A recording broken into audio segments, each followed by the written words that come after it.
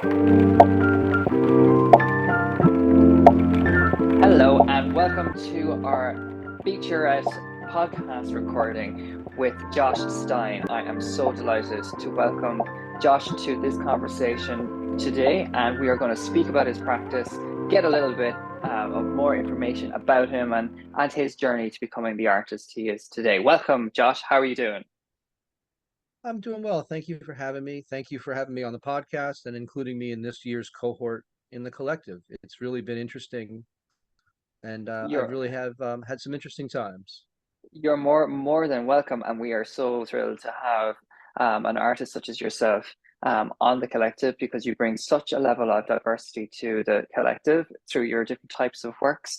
And of course, you are based. If we listen to that accent, you're obviously not based in Ireland or on the east side of the Atlantic. So tell us a bit about where you're based.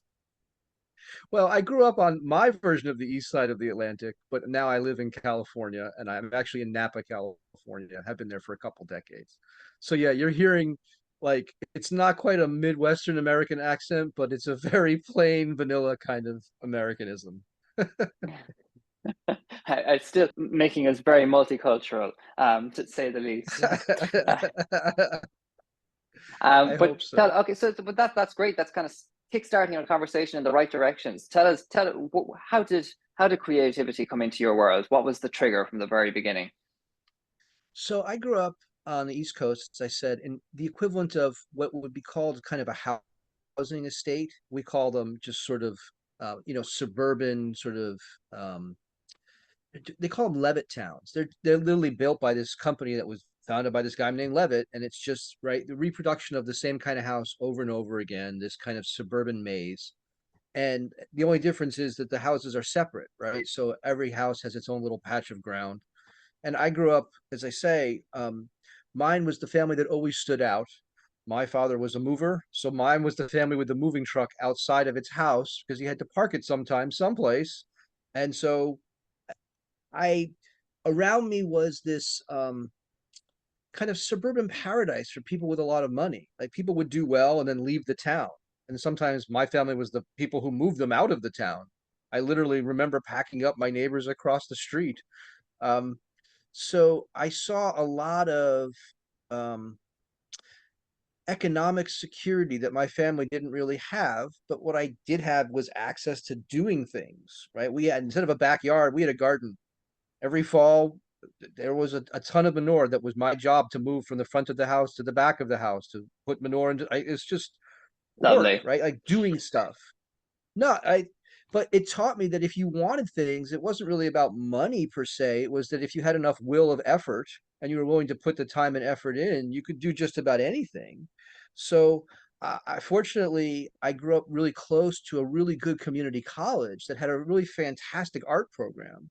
So I started taking what were essentially free art classes when I was very young. I learned calligraphy. I was 8 or 9. I worked with clay. I was working with illustration and sketches when I was a kid. Um, and so for me, creativity became a way, sort of, if I couldn't afford it, I would make it, right? I grew up in the age of like action figures. I could never afford all the planes and toys and things you were supposed to put the action figures into, but I could take my sister's diaper boxes and I could take things and turn them into spaceships. And I could take string and turn an entire room into nothing but a string filled maze that only I had access to. And so, I mean, to their credit, my folks gave me the space to do that, right? I mean, other people would go on vacation. I would stay home and I would make things. I would create. I would do things. And I look back on that and it sort of prepared me for what my life has often been, which is um, not having the money to make it go, but having the ability to make it go. So I did.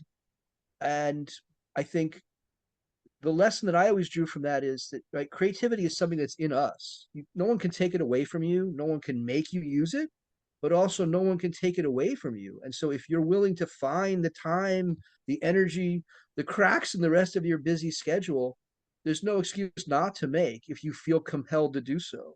And for me, I guess I've always felt that compulsion, this like sense that a way of trying to add to the world instead of just take from it.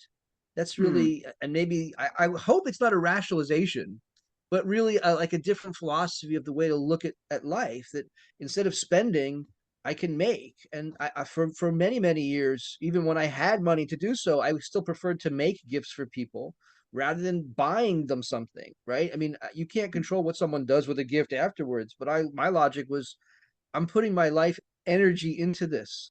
I'm trying to Yes. share something of me with somebody else, right? Yeah. And I Mm. find that it's why creatives often make good connections between themselves in a way, because even if they're Mm. doing different kinds of work, there's a similarity of approach there, right? Like that life sucks for all of us, but we don't have to like suffer with that. We can do something with it. And Yes. so I could have very easily been this like sullen kid. All these other people, they go, I never learned to ski. Like, how was I couldn't have afforded the ski tickets, the lift, all the, that never would have happened in my life. So I could have been bitter about something like that. Or while everybody else was off skiing, well, I made some really cool snow forts and I built structures and, right. I spent my time in ways that I think made positive use of that time instead of Mm. just letting it kind of use me. That's kind of the best way I can put it. So in your kind of in your kind of childhood, you're saying you're making so much stuff and you're creating, and then you went into your to the college where you learned a little bit more about art, your art practice and developed it. But was there anyone kind of in your life around that period in your earlier stages that encouraged you to pursue it more? Or was it very self-directed? So I did have a wonderful art teacher, Mr. V, who unfortunately passed away very young. Um, and Mr. V, this was again, this is the 1970s, so he was considered the hippie of the town. He, at a time when the school had no room for art, he had an art cart, and he worked for years to lobby for them to turn the janitor's room into an art room. So we actually had a room to do art instead of him having to bring the art to us. Mm. So and his whole shtick was make whatever you want, right? The whole impulse behind it was to be as creative as possible. So I made mazes, I made maze races, I made multiple maze competitions. That was the first time I ever enlisted a group of people to help me make something. I was Mm. probably 6 or 7, and we made a room size art project that Wow. enlisted the efforts of 10 or 12 other kids to help me make it. I mean, it was really this idea of like free play and play seriously. And that always stayed with me. That idea that you could tap into creative flow, let it take you wherever it takes you, but do it in a serious, determined kind of manner. And I've always sort of taken from that it's hard work to make. Mm. If you want to make seriously, it's iterative, at least for me, it's very much an iterative process of making and then making again and making more and making more. And part of that is a background in computer science, writing code, um, where it's always about sort of testing things out, rebuilding, knowing stuff is never going to go perfectly the first time. Like this idea of, I see it in my work today of modularity, of needing to always be flexible and being willing to attempt different things. I think that if you're willing to do that, that's really where creativity can then unlock things you were not anticipating. And I've heard artists, it took me a while to understand what they meant when they would say, I found out something about myself in the process of creating. But I think that's really what that means, right? Like Yeah. you feel that there's this like live wire in you, and you don't necessarily know where that live wire is taking you. And Mm. until you allow it to be manifested, really, Yes. you Yeah. see it too, right? Like the first Yes. time I really saw 100%. myself as an artist, I remember this very distinctly. I looked at one of my own pieces and I didn't recognize it as something I had made. It was just a piece of art that was there. And I realized that that was really the true power of what real creative flow is that it can be externalized to the point where the creator themselves can be touched by the very thing that has been created, Hmm. right? And so that becomes, it's the timelessness of creative flow then gets externalized in this way that the object takes that on too. And Mm. I just find that imaginative. It's just a magic trick Mm. that the magician too is amazed and as part of as much as the audience. And that's to me something that then gets passed on into time that others can pick Mm. up and do with what they want to. That's Absolutely. that's wonderful. I 100% experience the same thing, and for me it's kind of like it's a purity in the experience that you do when you allow yourself to let go when you're making, to just let something happen, to let something come in, and you're right in being playful with that. And when we're in a situation where we allow ourselves to be playful, we do uncover a lot of things about ourselves, maybe not consciously at the time, but further down the line, it will kind of reappear, and you will see, oh, that's what I was kind of thinking there, that's what I was uncovering there, and that is what I'm dealing with at that point. I think it's an incredible tool to access that internal scope to ourselves, which is a very powerful tool, very powerful indeed. um and you kind of said, so as you were kind of making, it's kind of like it's incredible. It seems like you've had great freedom in your childhood to be able to make, and I think it seems like you were encouraged hugely to do so. Was there ever a restriction in place that stopped you, or that maybe made you question something? No, I think so two things for me, like as a child, literally from the time I was an infant, I was always banging on pots, getting ready to play drums, which is what I am. I'm also a drummer. Um, and so I think my parents recognized early on that there were strong creative impulses in what I did, right? And so I mean, you can try to contain that, or you can try to find ways to channel that. Hmm. And as I say, I think if I had been born into more of an upper middle class family, that might have been channeled in other kinds of ways. But right, we couldn't. The, the money was not there, but the space and time to be able to make was. And so I was encouraged to be myself. That's really what it comes down to. And if that meant I was interested in fish, then I had a fish tank and I took care of those fish. If that meant I was interested in working with clay, then we couldn't, obviously there was not going to be a way to do clay at home, but they could find a way to find a class where I could work with clay, right? I mean, it was. And then when I got older, when I was working on computers, I had to I, you want it, find a job, do that work. I started working like work before I was 10 years old, like real work. And I had Mm, a first real job with a salary by the time I was 12. So like the idea that you have to work for things stuck with me always, but mm, also that there was a certain, what goes along with that then is a kind of agency that it's yours to use. Like no one's going to stop you because you have created this space for yourself to do what you want to do. So do it. mm, And that's I moved from very easily from visual arts into music arts for the same reason, because mm. it was something that it didn't require a lot, right? Like DIY Yes, things just require a strength of will and an ingenuity to solve problems. That doesn't mean money is the solution. yes. I think that that's really like the path there. I was talking about this in a seminar yesterday, how few young lords and lordesses end up making really good art. And that's because if you have money to solve problems, you don't really have to solve problems in the same kind of way. Whereas if you don't, well, then this and these are how you figure things out and make stuff Yes, go. And I think the yes. longer term impact, if when combined with creative flow, is Mm, exactly this idea of like an unfolding, ever widening, ever opening up path towards new ideas and new experiences, as opposed to a closing down. definitely. I think the rich must be very bored for that reason. Whereas I know very few bored creative people. They may be hungry, Yeah. they may be grumbling, they may be tired, but they're usually not bored because they're No. working in the world in very important and powerful kinds of ways. Yes, definitely. I agree completely, and I think that it's amazing how you have the connection between both the music and the art forms, and how they are working together for you. I would say very much so, even in the work that you presented to us, and through our own platform. Everything is loud in color, and is, I would say, as a drummer, there is no silence there. And was Yes. there is Yeah. did you pursue music as a career? Have you pursued music as a professional, or is it something that you're interested just No, as I've on the done, I mean, side? I've had a number of different careers, and at one point I was a professional drummer. I never managed to fully pay my bills off of music alone. I never fully paid my bills off of art alone either, so I don't see that as a mark of shame or anything. But Mm, I played in a number of different bands.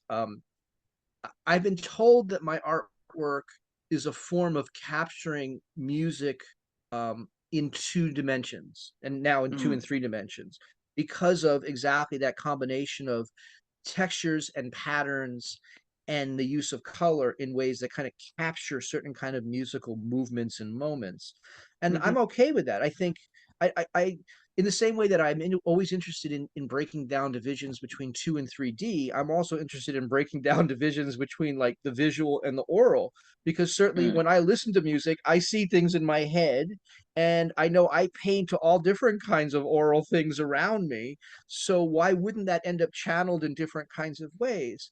And I'm absolutely. very much about like not accepting inherited divisions, right? Here's how it is. Why? Well, just because how it's been. I'm not. Yes. So I've done, and in shifting online in the last couple of years, it's actually made it easier to do that, because several of the exhibitions I've done have combined musical scores that I have written with the artwork that I have created to try to create more of a sort of surround experience. And that Hmm. really is what I'm working towards in my current work, is ways of substantiating these ideas, and not just substantiating them as like single pieces, but more as Mm, really true experiences for people to I hate to keep using the word experience, but to like to live inside of it in some kind of a way. absolutely. No, amazing. And I'm very much an advocate of how the arts come together, and how they create a fuller experience, as you quite rightly say. And that's what our job is to do, is to create an experience for people, whether that's for you yourself or for a viewer.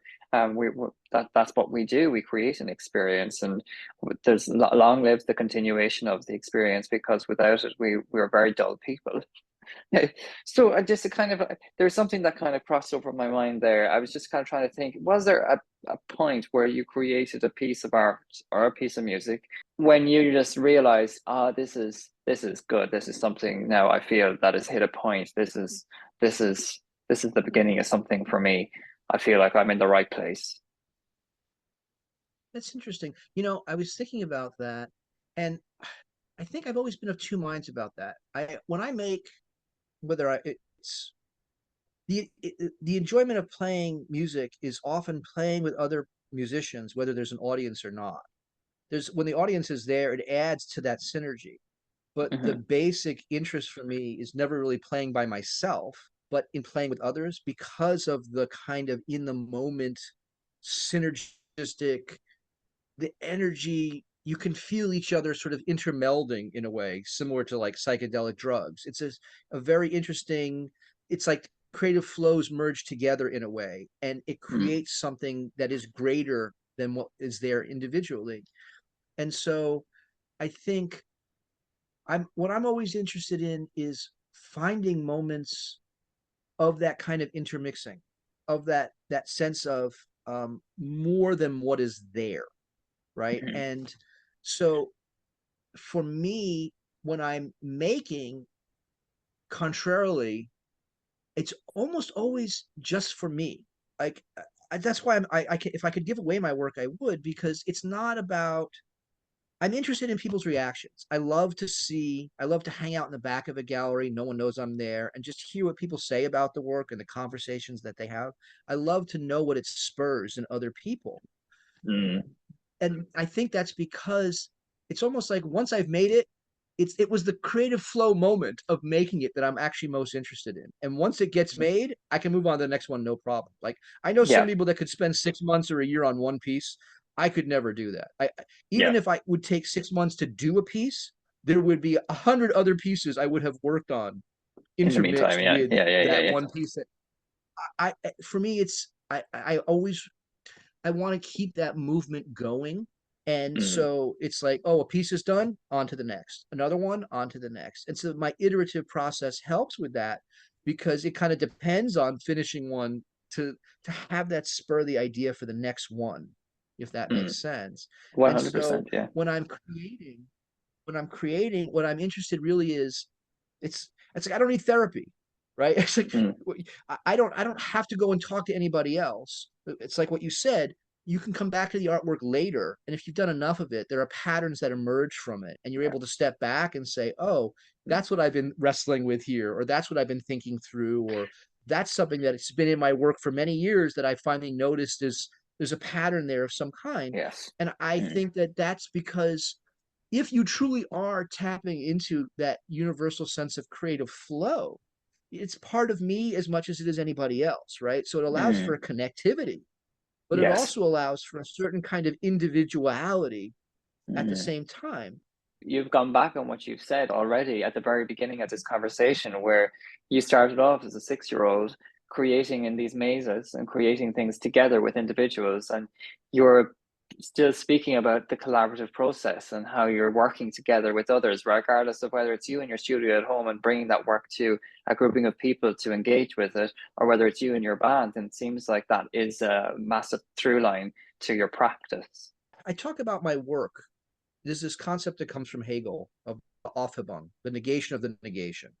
And it's like all this fancy highfalutin speak, but what it kind of boils down to is it's not one or the other, it's both, right? Yeah. So on the one hand, I need long stretches of isolation to do the work.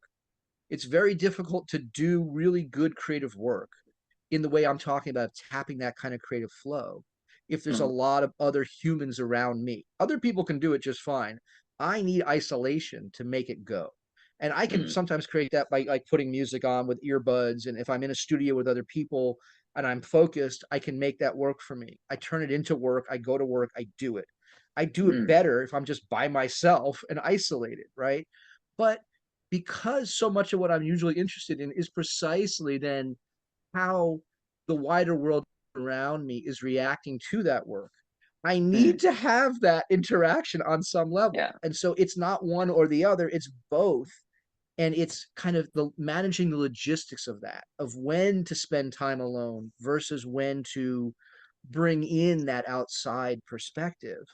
And Hmm. from that, I think, I did graphic design for many years in the wine business. And it's the same kind of thing. Like there's always a client, right? There's Hmm. always it's not just a product you're trying to make, but someone actually has to sign off and approve it. So it's never just you in isolation. You always No. have to kind of go back and forth. And there's Yeah. always iteration. It could be 200 designs before the Yeah. damn thing gets done. And that's just part of the process. And if you're not Yes. okay with that, you're not going to be very effective working with other people, right? So it's this Exactly. Yeah. like, on the one hand, total ego, your ego is totally involved, but it's a total involvement of egolessness, right? It's Mm. not really about me so much as channeling something on behalf of others. And that's really, like I say, when my art started to, when I could approach my art as this external thing where I no longer felt connected to it as the maker and it Mm. was just living on its own in the world. And I'm able to cognitively say, holy cow, I can remember making that. And yet my appreciation of it has nothing to do with that creation. That's Mm. when I knew what I was making was really having an impact because it was Yeah. impacting me.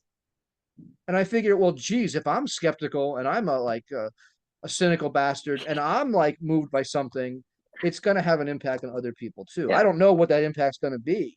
And I always say that like my work sometimes like creates very strong negative as opposed to positive. I'm cool with that. Anything other than Mm. apathy, I'm happy with. I just don't want to feel like I'm wallpaper. Nothing wrong with Yeah. being wallpaper if you make wallpaper, but I don't want what I make to feel like something that people just walk past and that Yeah. doesn't make them have a reaction in some way. Hmm. No, and I think that's what we all try to achieve is to have that little bit of engagement with somebody else so that we can share an idea or a thought about something that we believe in or something that we want to share. It's before we kind of because I'm conscious that we want to kind of keep moving because we've lots to talk about. And I want there's another thing that I wanted to kind of figure out is how has your work changed from you in your teens, 20s to where you are now? How has that changed? How's it evolved? When I so when I was in college, at one point I was assembling a portfolio to go to art school. I ended up going to grad school in a different direction. That portfolio was almost all illustration, optical art, very much psychedelic, things I would describe as kind of techno organic, very much free flowing curves and lines, things that were designed to be what we would call trippy. This is the 90s, right? So it was like the idea was to be trippy, to be things that people would want to get high on and then look at, essentially, right?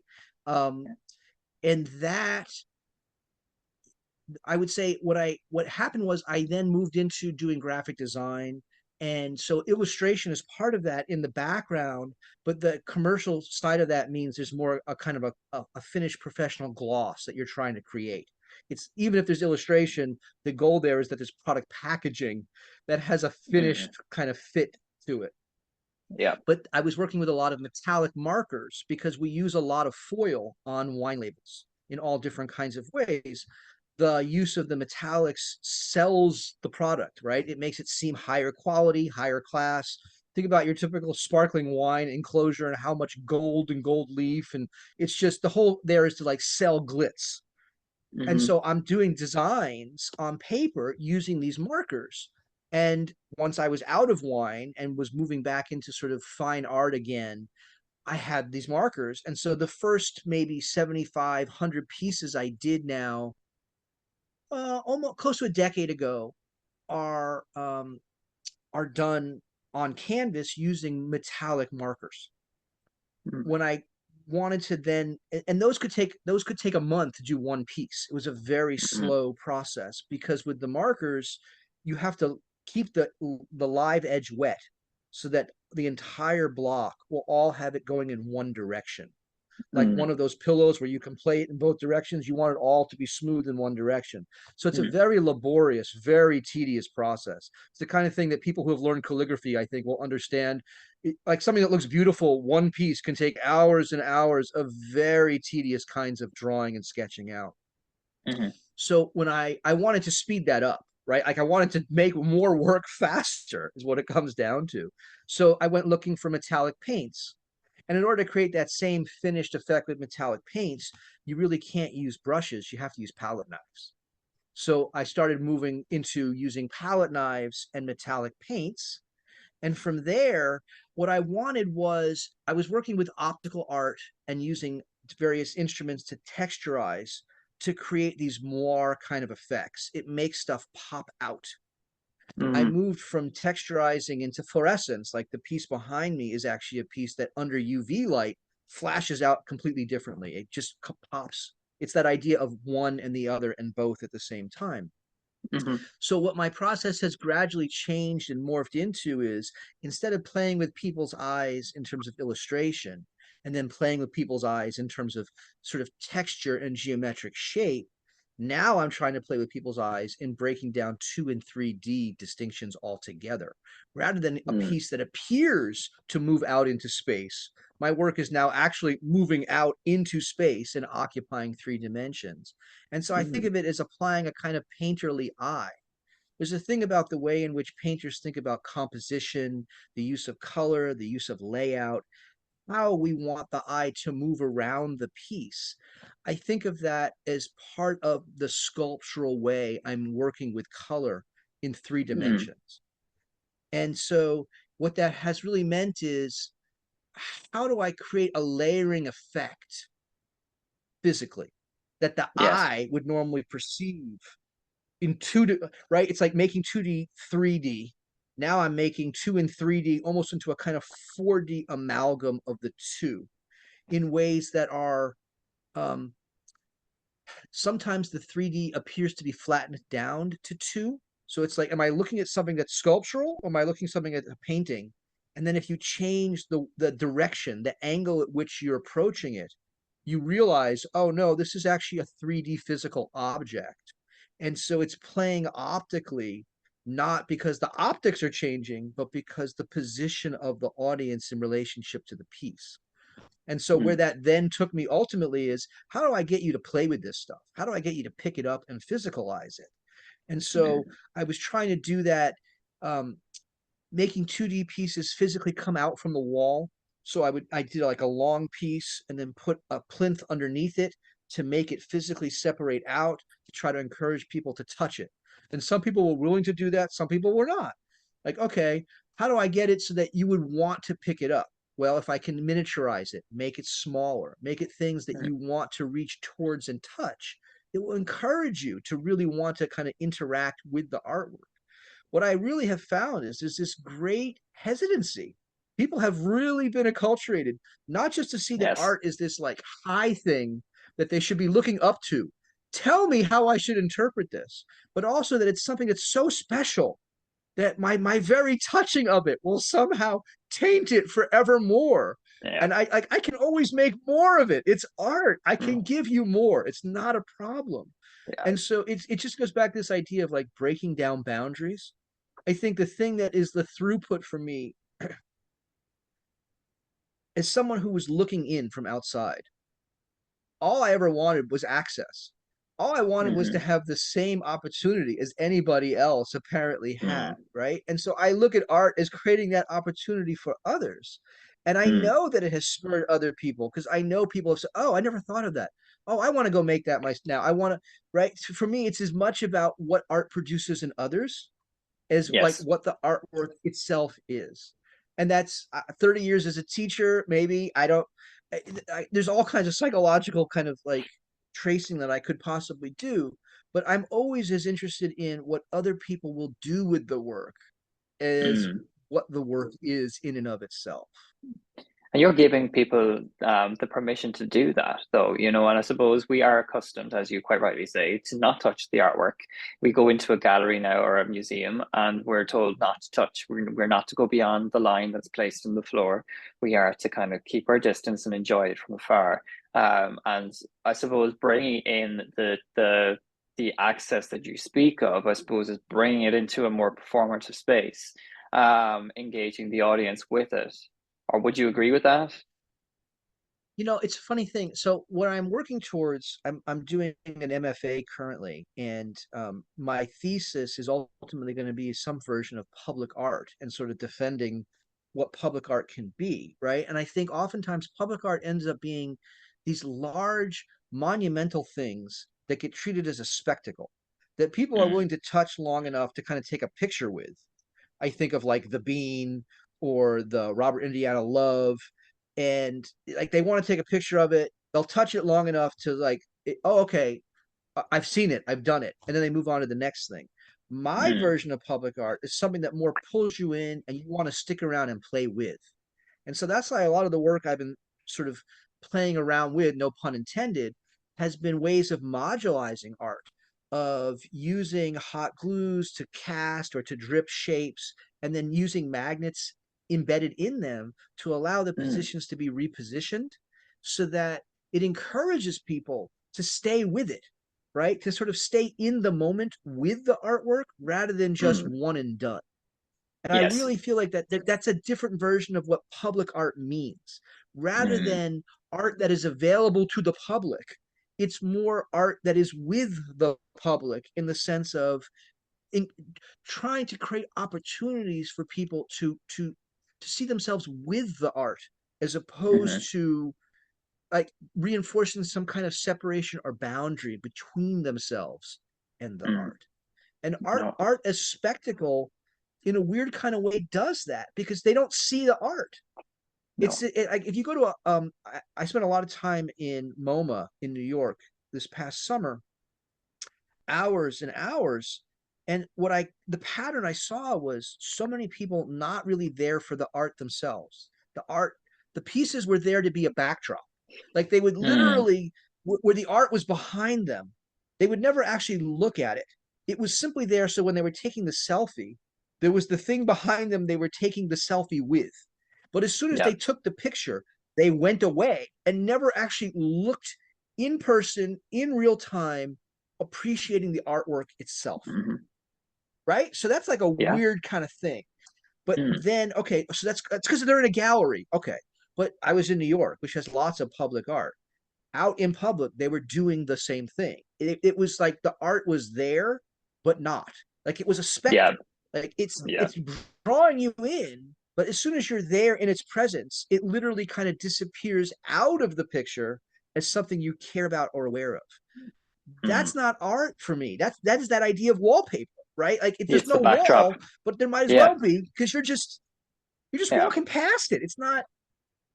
It might as well be blank. It might as well not even be there in the first place because the intention Yeah. behind it Is is that not gone on taking, some that's level. probably questioning a whole other topic, though, I would say, Josh, insofar as people's engagement with other things other than themselves and the selfie generations, I suppose. And like, I mean, that's a whole other conversation.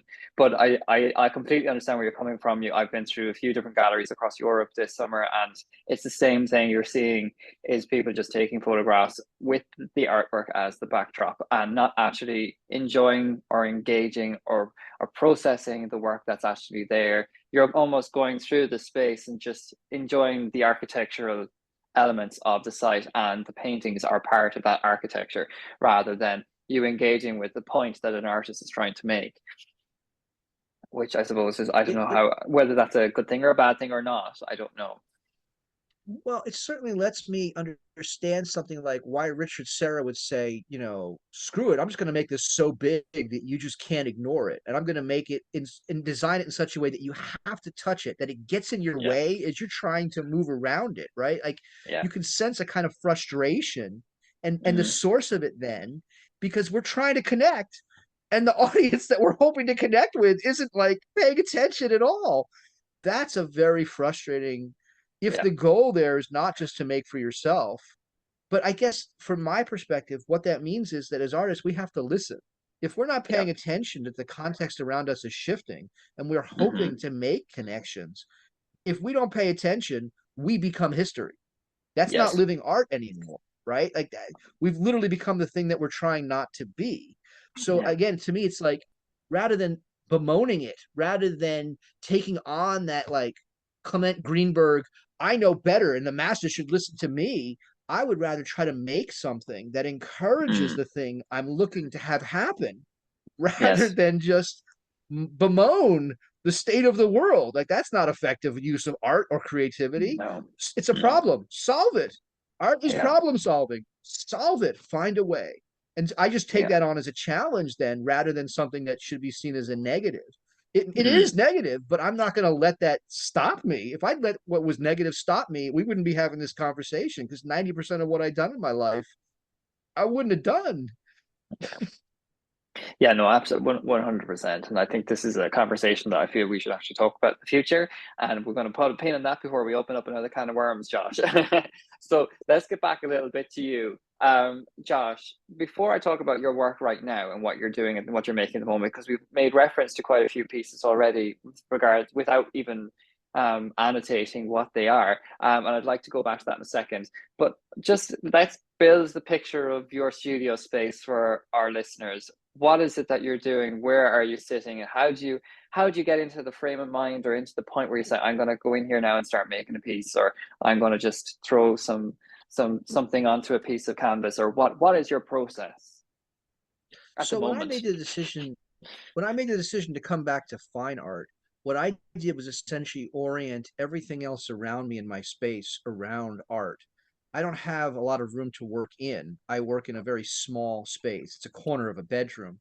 Fortunately, the ceiling is rather high. It goes up 15 feet. So I can Wow. work vertically. I can take a big canvas and turn it sideways and get to work on a 4 or 6 foot long canvas.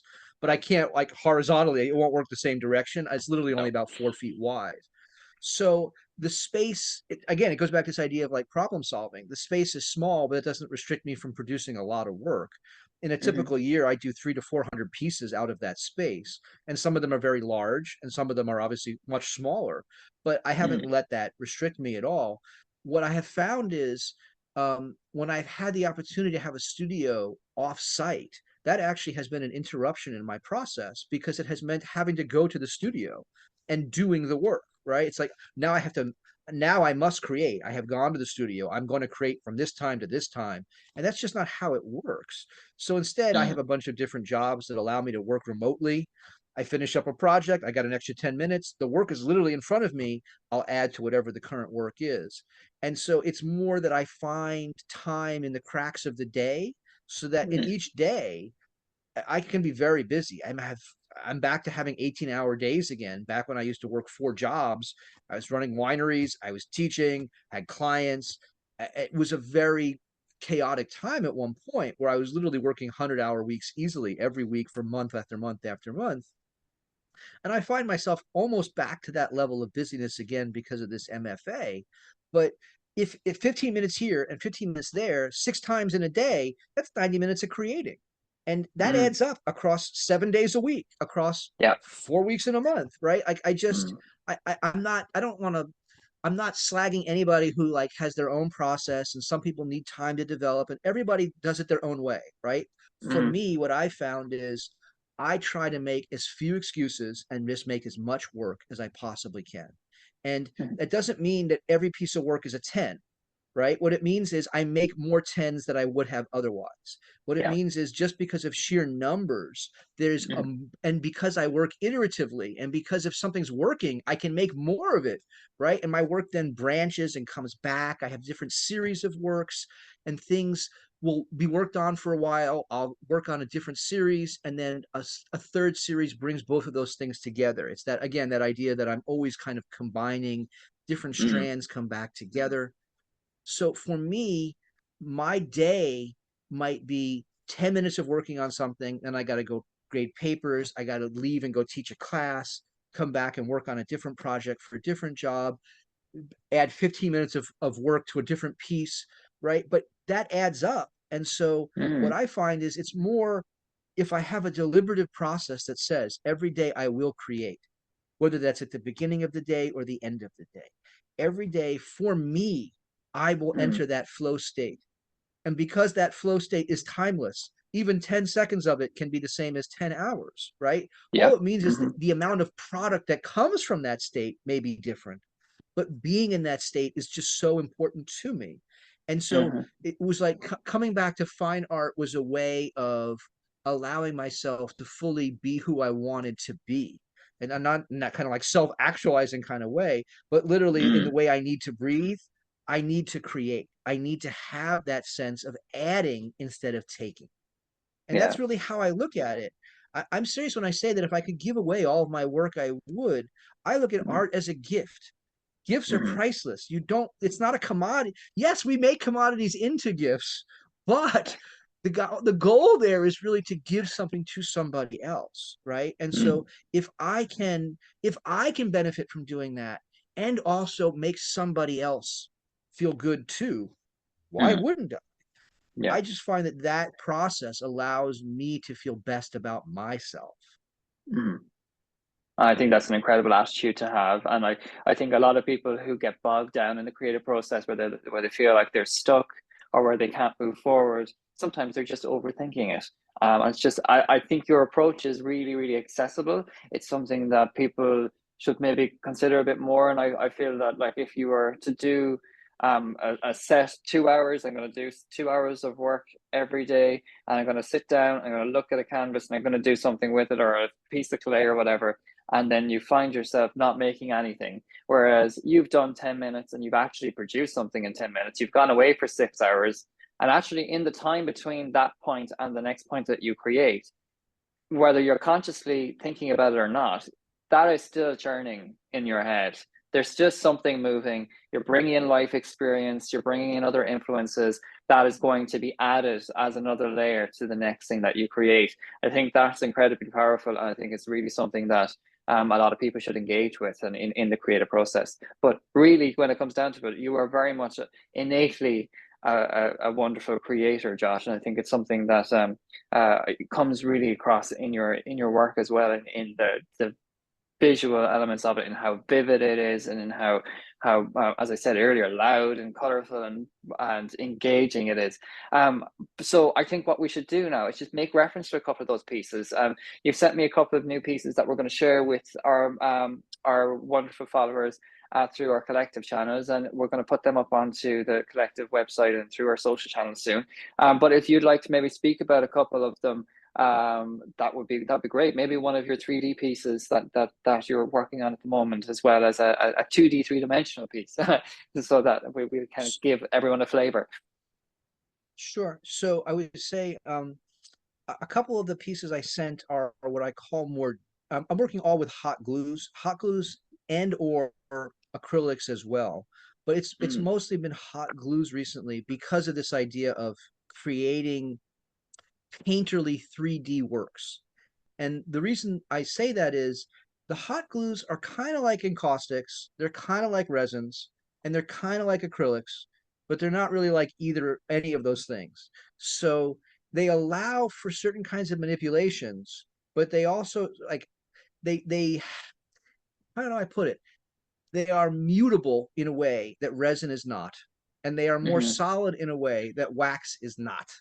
And Yeah. so it allows for you can drip it or you can cast it. The dripping way creates things that are more 2D in effect. And so I included one in the new work. It's called Love's Lessons Lost, where it's literally been dripped onto the canvas and these different pools. And that allows you to build up off of it, almost like mountains, right? Like building up layers Mm, sedimentarily. But it is primarily a 2D broaching into 3D space. And hmm. I think the eye sees it and appreciates it more as a 2D with sculptural elements to it. It looks more like a painting.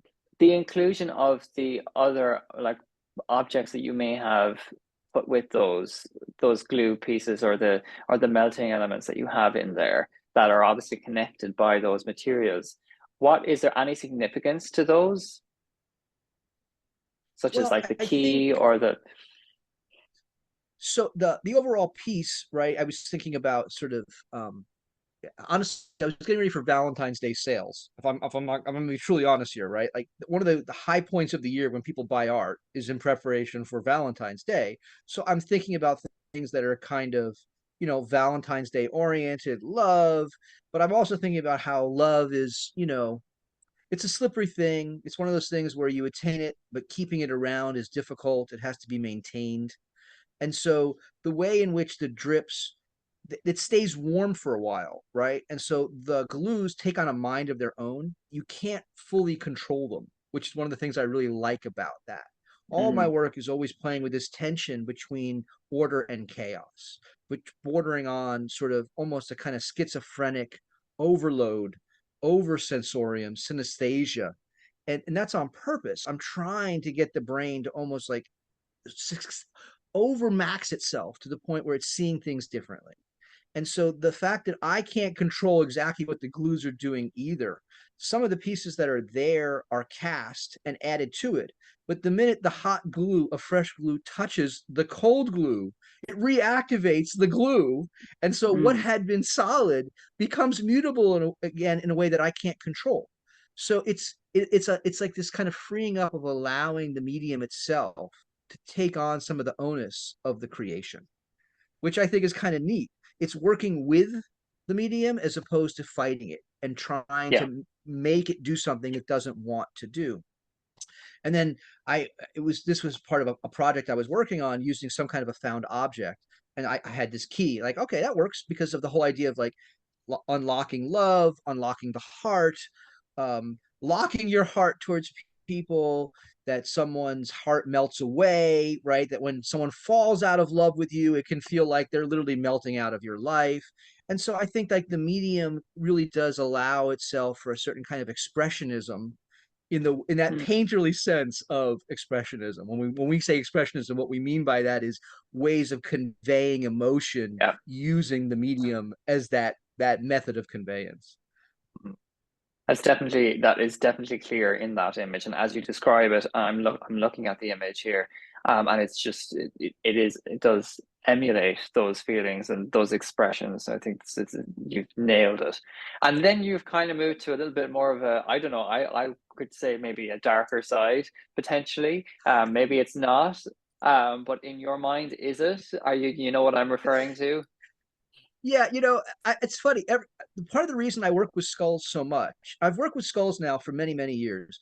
Back when I was doing that original portfolio for art school, the reason I was using so much illustration, I was actually getting ready to apprentice with a tattooist. And so, like when you're doing tattoo work, skulls are everywhere, right? And I've always loved skulls. They've never been anything that brings on negative feelings. I don't see them in any kind of a negative way. I'm always impressed at how the skull functions, the way in which the jaw mechanism works. It's just a really powerful reminder that like nature creates really cool things, and the fact that it's inside of us. I understand that so many people are turned off by it, and there's always such strong reactions. It goes back to that idea of like, I know people will react strongly when they see skulls.